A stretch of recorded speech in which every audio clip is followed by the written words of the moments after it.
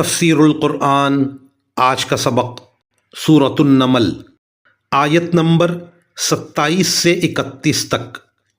اعوذ باللہ من الشیطان الرجیم، بسم اللہ الرحمن الرحیم۔ قال سننظر اصدقت ام كنت من الكاذبین اذهب بكتابي هذا فألقه إليهم ثم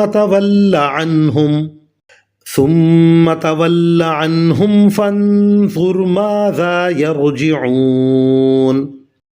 قالت يا أيها الملأ إني ألقي إلي كتاب كريم إنه من سليمان وإنه بسم الله الرحمن الرحيم ألا تعلوا علي وأتوني مسلمين۔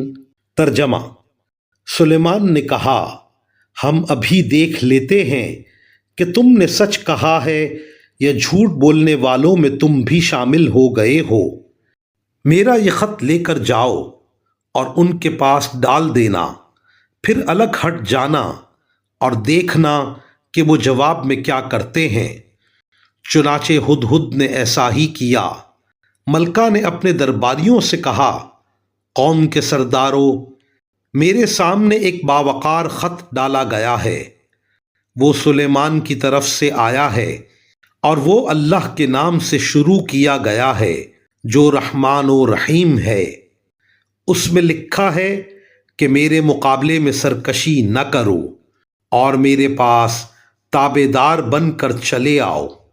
ان آیات کی تفسیر میں مفسرین کرام فرماتے ہیں، ایسا معلوم ہوتا ہے کہ یمن کا یہ علاقہ بھی اصل میں حضرت سلیمان علیہ السلام کے ماتحت تھا، لیکن کسی وقت اس عورت نے خفیہ طور پر یہاں اپنی حکومت قائم کر لی تھی، جس کی خبر آ کر ہدہد نے دی۔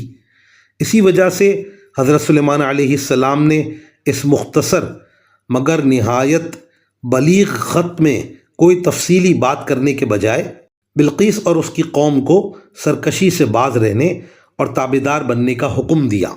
وآخر دعوانا ان الحمد للہ رب العالمین۔